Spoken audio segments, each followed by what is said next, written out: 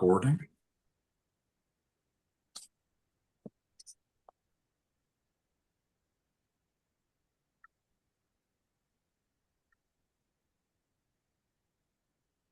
Good morning, good afternoon, good evening around the world. My name is Doug Brunke. I'm the founder and CEO of Global Chamber. Once a month or once every other month, we find a logistics expert within the Global Chamber network to discuss where things are in the world. This was critically important during the COVID years. It seemed like things started to progress at a faster rate during those years. And boy, it just doesn't seem to slow down, does it? Business is going by at a rapid rate more quickly than ever, with geopolitics changing the dynamics of business and of logistics. And we're very fortunate today to have Butch Connor, who's the president of John S. Connor. He started in 1989 with the firm. He became director of ocean operations in 2004. He's had a long history within the industry and certainly within the firm, and he now leads John S. Connor, one of the oldest and most respected logistics firms, not only in the United States, but in the world. So, Butch, thank you for joining us today. The conversation really is intended to help members understand more about what's going on so they can be more effective. I can't think of anybody better to give us a sense of where things are standing, what we should be thinking about, perhaps any tips and techniques that you have, but certainly an update on what you're seeing out there. Thank you for joining us today. What would you like to share? Thank you, Doug. I appreciate that. Good morning, good afternoon, good evening. As Doug mentioned, my name is Butch Connor. I am the president of John S. Connor. We are headquartered in Baltimore, Maryland, USA, and we are a 109-year-old firm in operation, third generation, family managed and owned, and we have fourth generation working for us.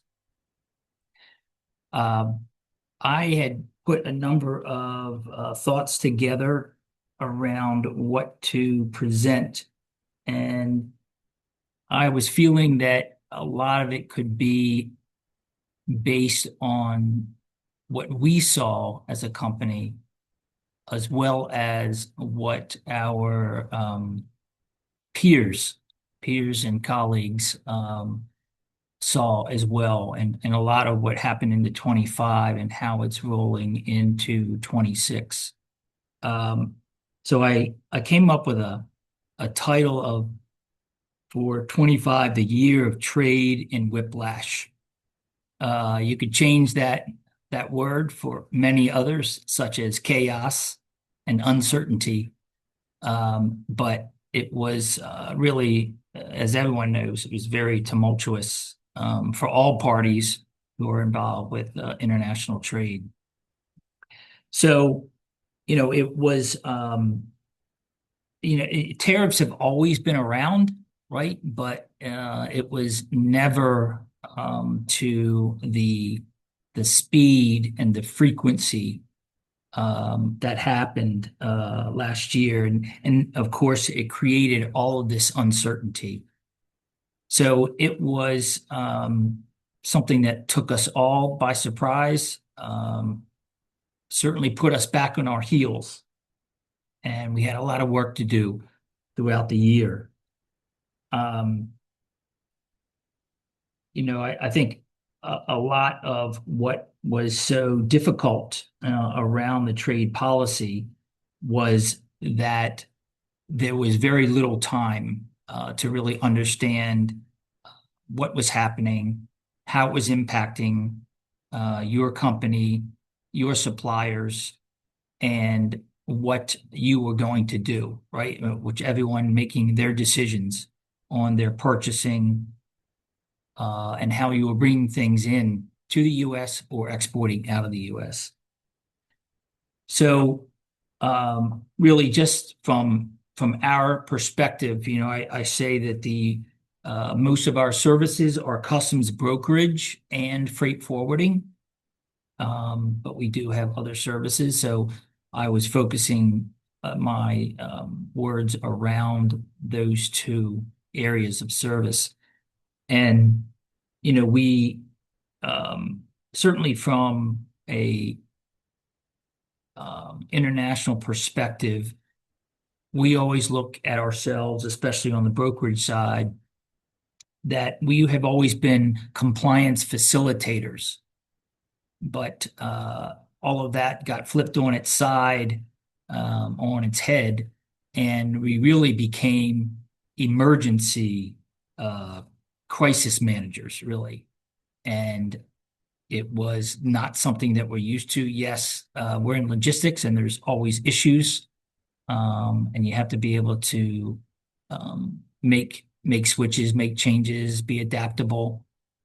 But this was really just a whole nother level that we hadn't seen. So it was quite difficult just for our teams to adjust to. The um,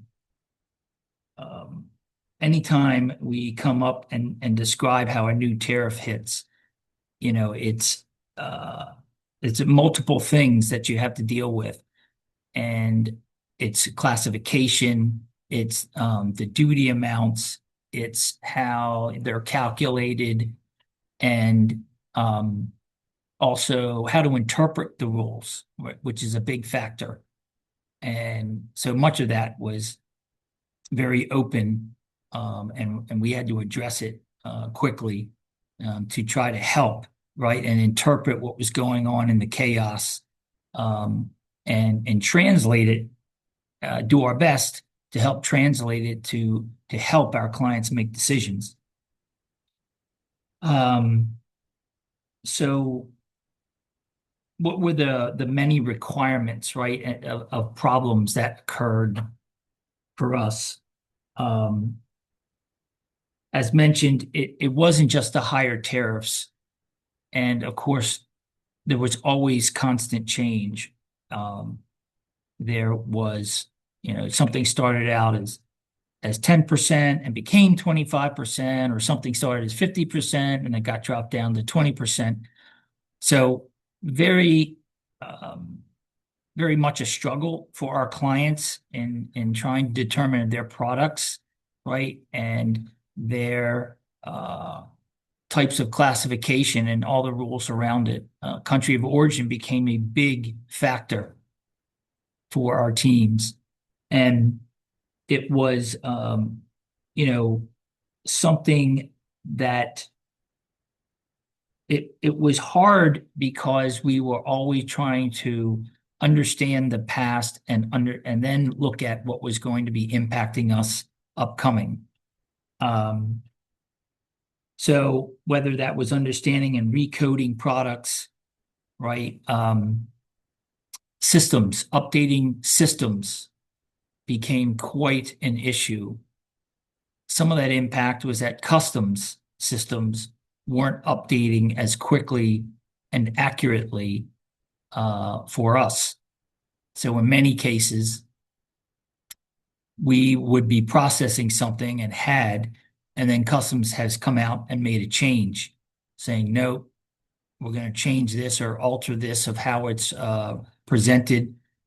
So it was quite difficult in that case. You're not even dealing with your internal teams, but you're trying to deal with your clients, right? And all their questions. And so it continued to be a struggle throughout the year, or at least every time there tended to be a change. Quite difficult. And of course, it, for our world, most of it is driven by Customs and Border Protection.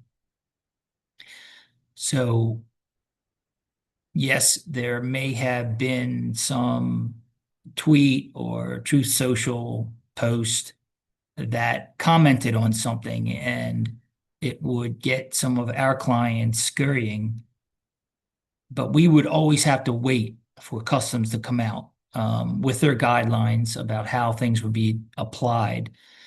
And so that created some friction really between ourselves and our customers, in that they were very concerned. Of course, they wanted timely information as timely as possible, and our teams were trying their best, right? I think most important for us was we had to understand what those changes were and then bring that on, and bring it in front of our customers and trying to help them, um, uh, peel through it, trying to understand the gray areas that there may be, and then help them make some decisions on what they were going to be doing within their supply chain and running their businesses. Um, One of the big impacts, of course, around all of the tariffs were uh, just because they were new. But then the steel and aluminum derivatives came onto play. So much different than in the past, where it was pretty much dealing with raw steel or aluminum. And now this changed and it became, just open to a wide range of products and their percentage of content of that steel or aluminum and the value tied to that. So for our operations, became very difficult as the whole layout of how customs expected to receive things was different. And, as an example, if you had a commercial invoice that was three line items, let's say, and each one had a different classification, customs required you to enter other codes into the system prior to those lines. And then because of the potential country of origin, an IEEPA tariff, a reciprocal, they could all apply and create additional lines and how it's reported. And so a three-line entry could easily become 6 to 10 lines. So you multiply that out of the many, many entries that we're doing on a daily basis, and it can really create havoc, and did for quite some time. So that was just a sample, because you were going through all kinds of reclassification um, exercises, right, with these SKUs that had steel or aluminum, and it was brand new for everyone. It was brand new for importers, and it was brand new for our industry. So as I'll keep saying, it was difficult, brought on a lot of struggle and uncertainty throughout, and so overall it was quite a challenge, when you're dealing with all of these kinds of items. And um, in reference to that steel and aluminum, as I said, they were usually raw products that it dealt with, but now it changed, right? It could be fasteners and it could be fittings, and it could be tools. So many things got impacted, and it made everybody, of course, continue to change on a dime what was going on and impacting their operations. So I did mention, about how it was impacting our team, and continuing on that with the discussions that we would end up having with customers and what they were trying to do. Um, were they looking and trying to find different origins of supplier because country of origin became such a big deal? Were they trying to reroute cargo? Um, Many had discussions around what became known as tariff engineering. And which became a very highly sensitive issue that we made sure we were clear with our clients. Part of that is CBP and the other government agencies were clearly going to be looking for that. And we did have several instances ourselves on some clients who decided to take that route. Um, and it became a very challenging exercise before and after customs responded to them. So that was another area that took just an extensive amount of time and effort to try to make some kind of determination. But of course, the concern is if CBP or the others don't agree, and whether or not it could bring about fines and penalties, which of course everyone's looking to avoid. So for importers and exporters, what we saw were a lot of uh, unpredictability, of course, for them, certainly around landed costs. Um, as things were coming into the country, it was something that was up and down, it was changing. So very difficult for them around that. And of course, that got all over into how you were resourcing, were you changing your patterns, and with that, the pressure really of suppliers and whether or not you need to make adjustments in your supply chain, and I guess you could consider it supplier churn in a lot of ways. Some people were prepared, many others were not. So that was is certainly an important factor. Um, for exporters, what we saw was a difficulty with the markets and the retaliatory tariffs that could be applying.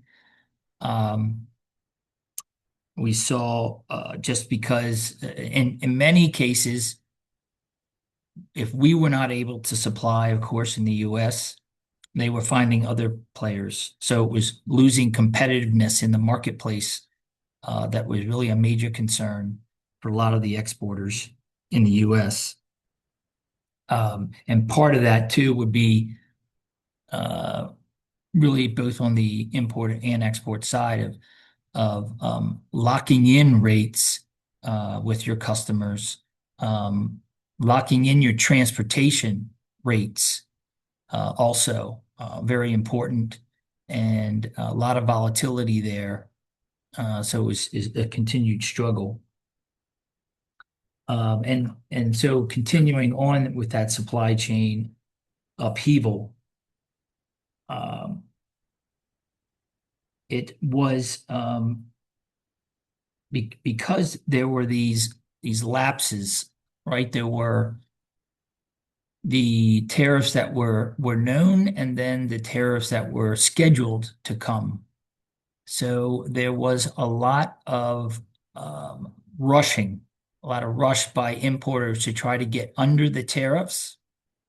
And then after that point, there would be a lull. So just in transportation, uh, uh, that that rush to get in was kind of known as a mini peak season. For those who may be aware of the peak season, which is your high volume time of the year, usually leading up, of course, to the holidays here in the U.S. And um, it was very difficult to deal with that. So you had peaks and valleys suddenly starting to be created uh, with these tariffs. And then that just gets right into the importers and exporters and their rates, um, and what was available to them. There was you had to um, you had a lot of the carriers were making different decisions as well.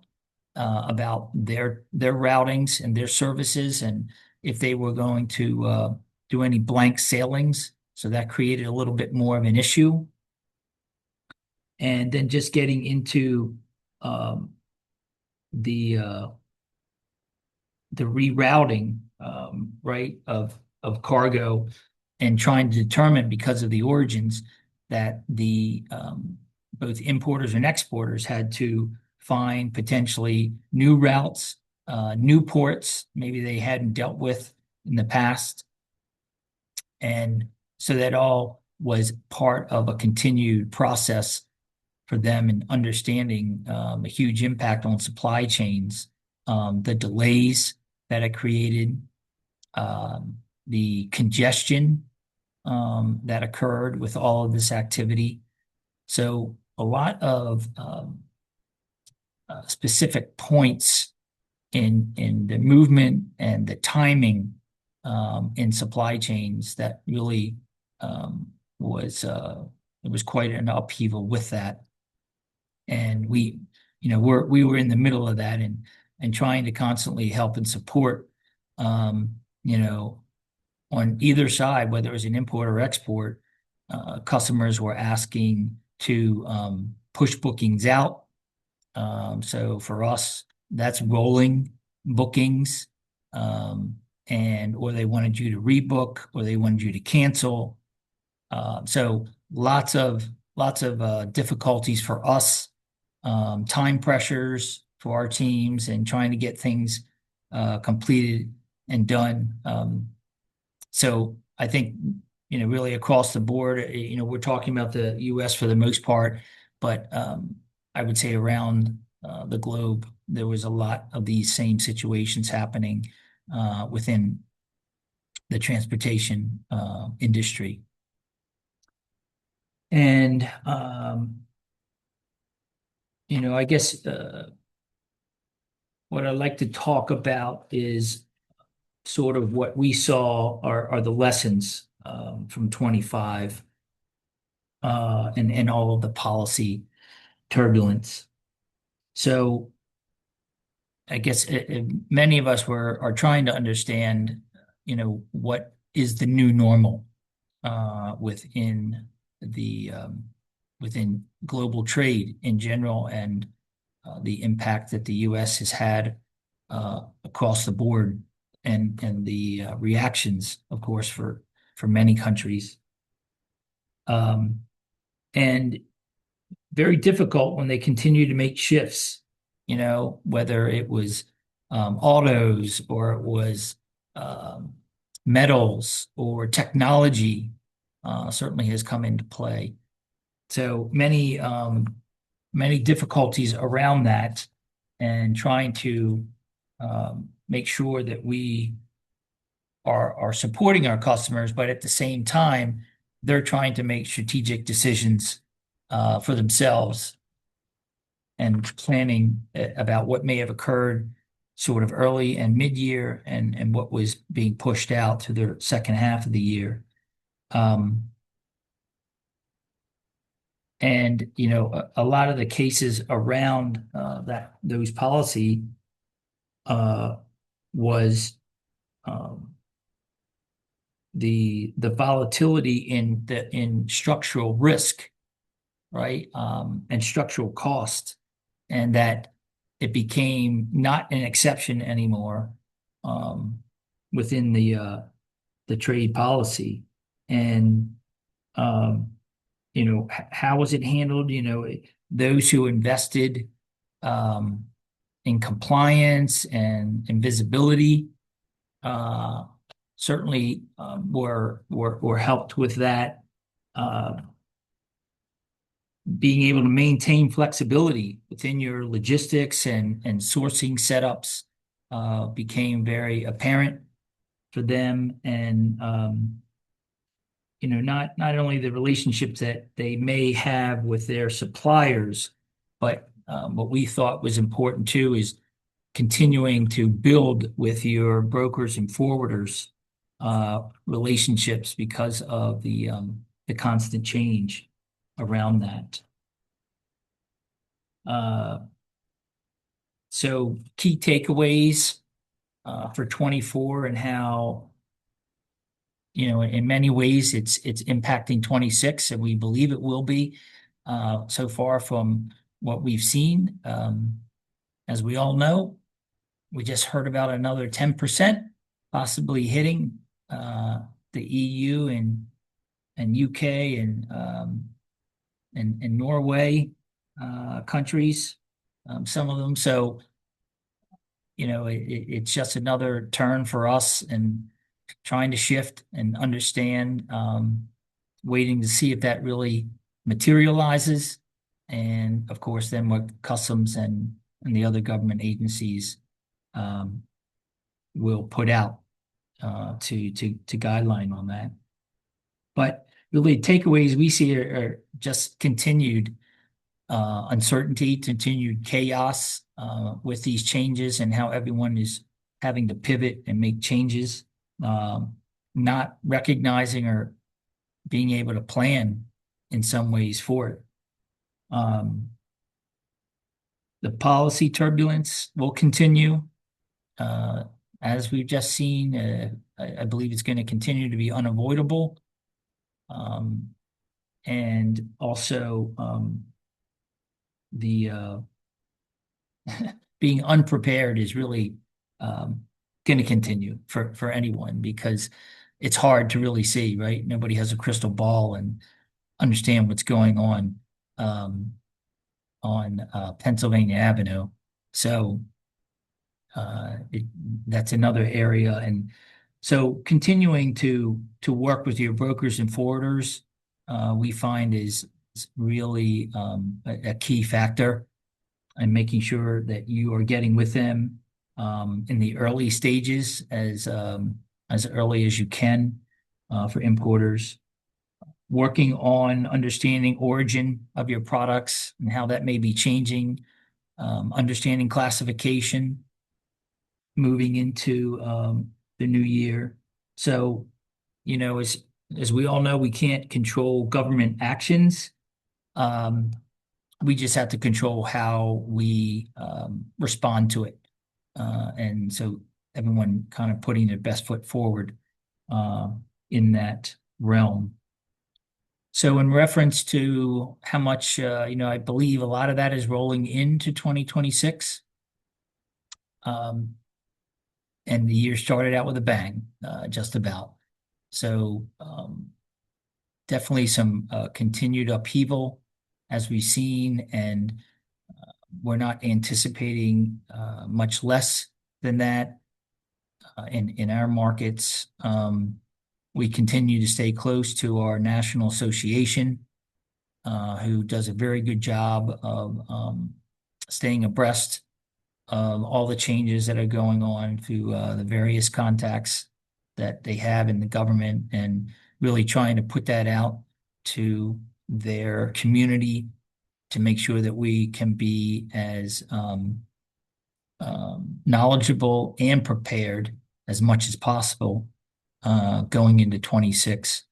But this will continue to create issues with trade, with carriers and their services, um, as well as your suppliers and your U.S. supply chain and how that's going to be certainly heavily impacted moving forward.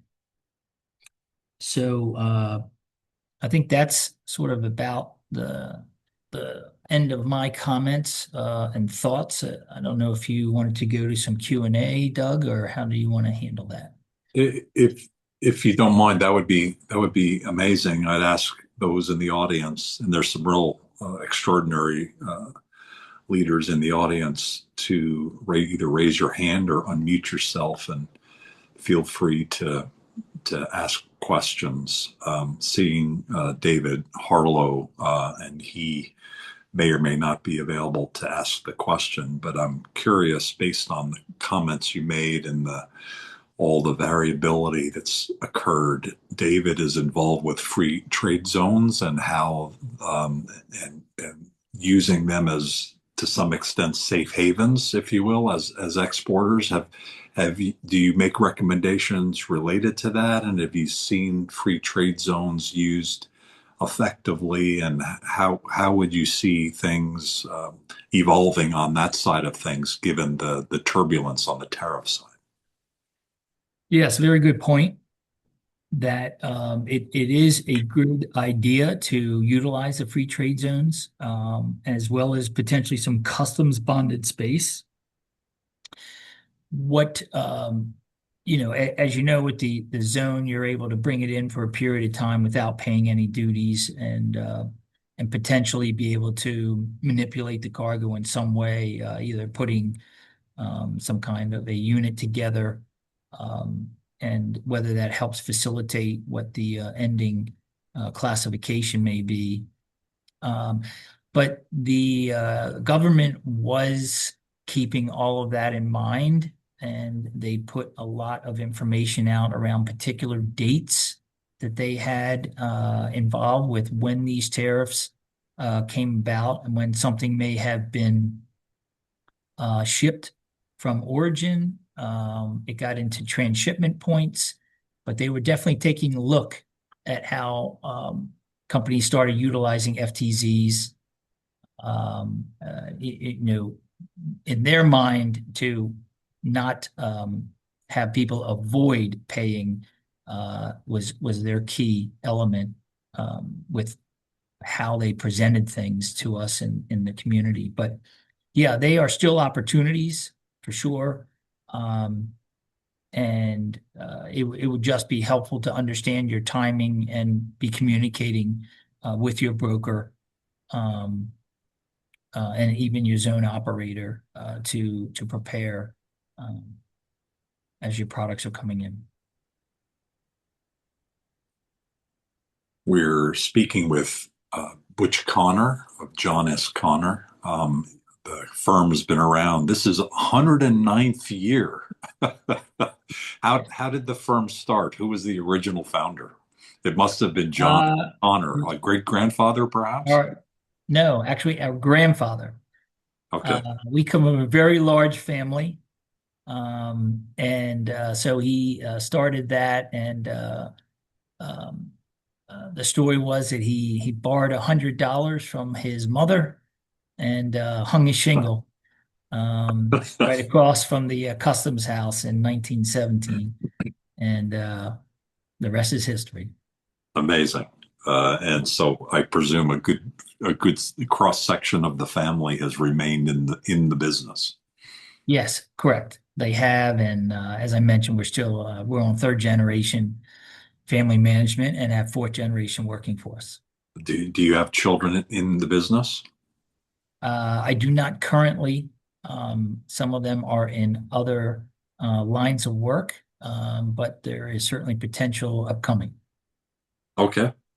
Oh, that sounds good. Well, keep us posted on that for sure. That's great. Does anybody have any questions or thoughts, please? Um, Happy to field your questions. I see. Hi, Daniel. How are you? Good to see you. Good, thank you. John, this might maybe not be relevant, but I'm just curious.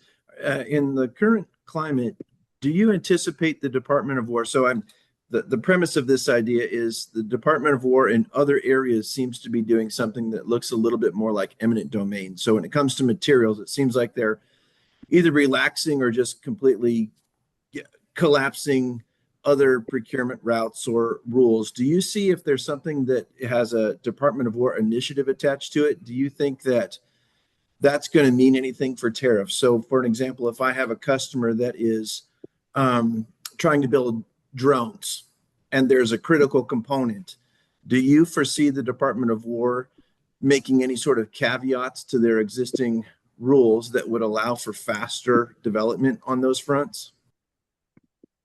That's a very good question. I would have to say, we're trying to in some ways, as we have been trying to read minds, right, about what could be potential. Um, I'm not sure I necessarily see that as an impact. Unfortunately, you can't say never. and what we've been seeing. But it is interesting how they continue to drill down in certain areas. And I agree what the Department of War is doing. Certainly raises a lot of questions about the potential in the future. So, I'm unfortunately don't have a real solid answer for you there. But certainly a good question, and to keep that in mind.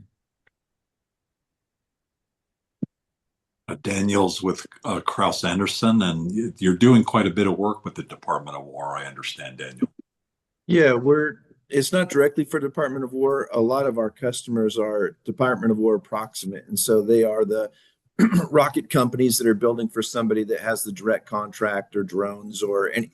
And last week, Hegseth and made an announcement while he was at with Elon Musk, and Hegseth just basically announced we don't really care where these products are coming from. And if you just limited the context of that one announcement, it seemed like he was saying that we're going to figure out a carve out for any restriction that would keep us specifically in the Department of War lane from slowing anything down. So, and he was speaking to both biotechnology and artificial intelligence, and so if you could make an argument that it would cause us to go faster with our initiatives, that they were going to create a route for that. And so it's relevant to our customers, just trying to predict the timing of it. If they need components from somewhere that has been otherwise off limits, that conceivably could change. But I wasn't sure if they created the route, the paperwork trail as to how you're going to make your argument to be able to get that concession or not. Yeah, as you said, those are all critical components, right? And we know that that's been a lot, certainly of the rub with China in trying to get some of those precious metals and other components. So I would think that from what we've seen in the past, that it is possible for them to make adjustments. Because as we know, we need to get those into the country. And so wouldn't be surprised at all if they did have some kind of a carve out to make it an advantage to bring those in. Thank you much, Daniel. Rama Prasad, you've got your hand raised, or did. Are you still available to ask your question? Rama is very much here, very entrepreneur, much here. Good evening to many you. different businesses exporting and importing. What was your thought or your question, please? Hi, Butch. It was a pleasure listening to you. And for most part of the talk, you were telling about the uncertainties that's been created because of the tariffs. Where the tariff has been actually weaponized into the other countries to bend to the wishes of I call it one particular person or so. Where do you see the trade thing going with India basically? Because pretty much, in fact, the last thing that I have seen is that the trade with India has actually increased substantially in spite of the tariffs that's already happening. So, which sectors do you see actually this happening? And with this kind of tariffs that's being imposed on other countries, is it not, weakening the American people themselves because of all these tariffs? Because at the end of the day, it's the American people who's going to be paying all that extra money. Is it not? Thank you for your question. So one more thing I would like to add before you continue, do you have the ability to show your face? Do you do your video? Yeah. I'm not properly, officially. I just got back home. So anyway, let me. Okay. Oh, that would be great. Yeah. Okay. Yeah. So, Butch, that's me. So there's nothing that Butch can do regarding that question, or as he said, there's certain things we control. But he certainly can have. He can certainly feel free to share any thoughts. Butch, what do you think about that one? That one's a little bit of a third rail.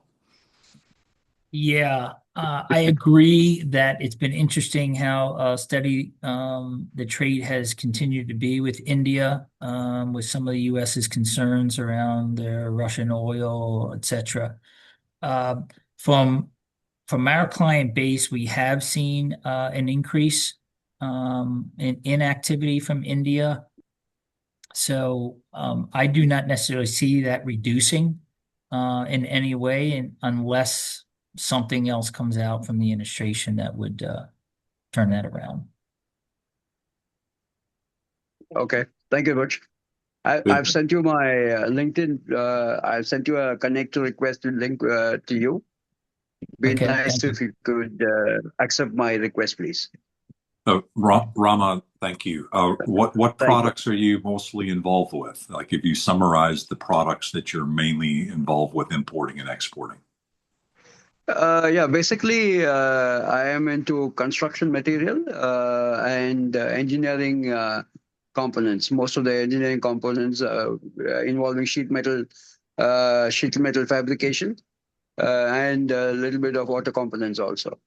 So, and I have one product on the health sector where we're doing in adult diapers, baby wipes, bed wipes, and things like that. So it's basically products which are non. I wouldn't say non-critical, which is not.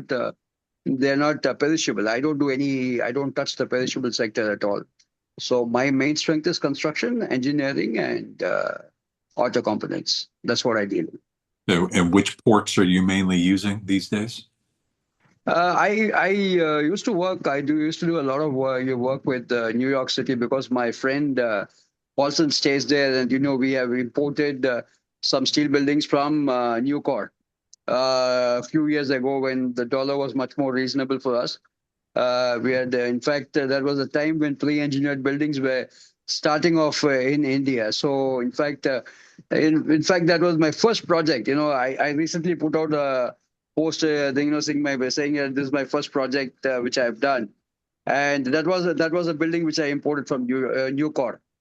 Oh, Earlier, it was known as Kirby Building Systems. Yeah, okay. Well, that sounds great. Thank you. Thank you for sharing. yeah. Thank you, and Thank thank you, you. Butch. Pleasure talking to you. Thank you. Mijong Hibbets, I don't know whether you're available to say hi, but thank you for your leadership. Thank you for joining us here today. And if there's anything that you'd like to share, feel free to do so.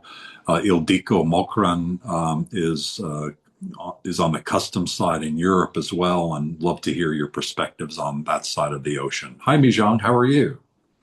Good. Hi, Dog, and then hi, Butch. Good to see you Hello. here. Hello. I'm just It joining. looks cold there. What's going on? It is cold. It is cold, but at least it's sunny, so it's a good weather. Um, so I just wanted to say, because Bucci is a member of Global Chamber here, Baltimore and Washington, D.C. And then, as Doug you mentioned, I mean the company established in 1917, and these days you see a lot of the companies wanted to the grow fast and then just the exit fast. I guess that's the kind of like a motto for everybody's going after. But when I actually see the companies like this, surviving and thriving, and then they're really serving customers in the global logistic. It's just amazing to see those traditions and their philosophy. So I just come here to just to mention that the how great to have a company like that in Maryland in our region. And just if I just ask one question, the Butch, just taking this opportunity, the all this tariff issue right now is actually the Supreme Court is waiting, the whether the U.S. president had the the authority, legal authority to impose this sweeping the tariffs on the International Emergency Act, and then we're actually waiting on their decisions. So I don't know which way the verdict will be, but as a logistics leader and a company, do you have to plan ahead in terms of I don't know, surge of volumes or what that decision might affect, right? Your customers or your industry. Do you have to actually do some sort of the planning ahead, or it's just like the waiting and then to react the afterwards? That's a good question, Myung. Yes, we and our association is waiting with bated breath to see what is going to happen on the decisions. So, yes, it will be quite an impact if they decide that it's going to be reversed. There's been some talk that uh, there's potential that the reversal would be only for those who filed the suit. So we have seen a number of clients who have come to us and discussing things, and many have filed a lawsuit over the last several weeks in case that becomes a part of the decision. Otherwise, it could create a huge burden really on determining refunds and the timing around those refunds based on the liquidation date. Customs has a liquidation date um, for any of the entries that get released. So that's going to create its own world of difficulties. And hopefully it's not going to be too confusing the way they bring it out. So we are trying to work and plan for that right now. Will it create a flood of new business? Very possible. And it depends on really how importers and exporters sort of planned going into 2026, maybe, and how that would affect their planning and how they will adjust. So yeah, we are working on mainly around the refunds and potentially what that's going to mean for us and our clients. But certainly the trade area is another possibility, and that could create some more mini peak season, as well as struggles with carriers and space and rates. So that's its own world as well. Great. Thank you very much. Thank you. Great answer. If only we had a crystal ball, and we don't quite. But I loved your comment earlier that we don't have any control over that, but we do have the ability to stay informed and stay connected to people who know what's going on, and that's why Butch and John S. Connor are so valuable within the Global Chamber and within the Global Tribe community. I got the message, David, that you are boarding a plane. So thank you very much for letting me know. And Ildiko had to leave. She's an amazing person with a European perspective, freight forwarding. And so hopefully there'll be a connection there. I see Will Andier here also, who is involved with the logistics trade based out of Chicago and also on the West Coast. So Will, thank you for joining. I see Ruby Golo, who is involved with trade in Africa and around the world. So Ruby, thank you for joining today.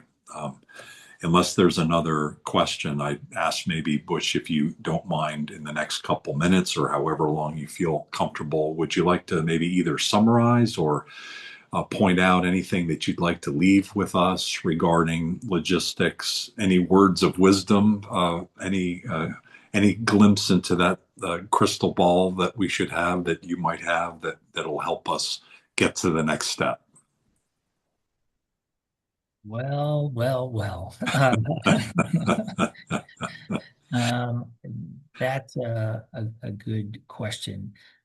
Um, I think what's most important is that whatever party's in trade has to keep flexibility and adaptability, as we have seen so many changes and don't anticipate them slowing down. It's very important. Your planning process uh, needs to have an A, B, and probably a C as well. Um, and, and you know, the more that, as you mentioned, Doug, that you can stay informed um, and develop relationships with your freight forwarders and your customs brokers is very important so that you can at least get as clear information as possible, as well as understanding options that you may have moving forward. Thank you for being such a great resource, you yourself, and of course the firm for so many years. For appreciate everybody here for attending. And for those of you who are virtual and watching this program by video, feel free to reach out to Butch directly, and that information may not be available to you. So please contact us at info@globalchamber.org or me directly, Doug@globalchamber.org. And I'm happy to look at what your questions are. And of course, if you're a member, we'll make sure that you get the information that you need. And if you're not a member, definitely consider it. There's never been as much opportunity around the world as there is today, and there's never been as much dynamic change going on. And so, to Butch's point, and to the point we make really every day, if you want to have a sustainable business, you should consider being global. And if you want to be global, you need to be connected. You need to be aware of all the people and then have the systems in place to know what's coming up, be able to have a decision process to prioritize, and then ideally make the right decisions within that community. And that community is the Global Chamber. So thank you, Butch, so much for all of your service and for speaking today. Thanks everybody else for appearing. Have a great rest of your week and have a great day. All right. Thank you, Doug. And thanks to the Chamber and everyone who attended. Appreciate it. We appreciate you. Thank you. Okay. Have a good day. Thanks, Mila. Appreciate it.